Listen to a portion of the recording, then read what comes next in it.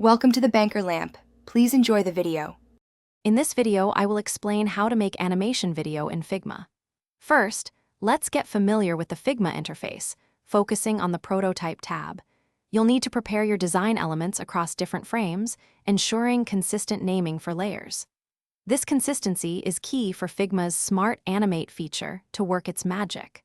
We'll then connect these frames, setting up basic interactions to bring your designs to life with simple clicks and drags. Now, let's dive into making those animations feel truly smooth. Figma offers several easing options like ease in or ease out to control the acceleration and deceleration of your elements. Experiment with different durations, perhaps 200 milliseconds for quick feedback or 1 second for a more deliberate transition. Adding a delay, even a short one of 50 milliseconds, can help sequence complex interactions beautifully, making your prototype feel more polished and professional. Moving beyond simple clicks, let's explore more interactive animations. You can set up on-drag interactions to allow users to directly manipulate elements, like swiping through a carousel.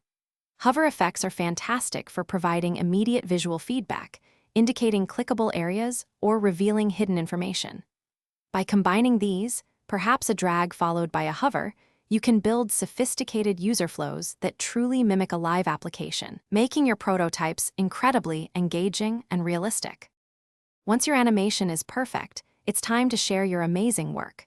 Figma allows you to preview your prototype in real time, ensuring everything looks and feels just right. You can then generate a shareable link, making it incredibly easy to gather feedback from clients or team members.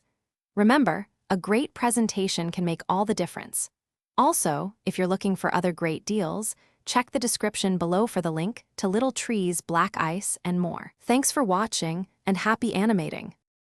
Thanks for watching. If this was helpful, leave a like and consider subscribing. See you next time.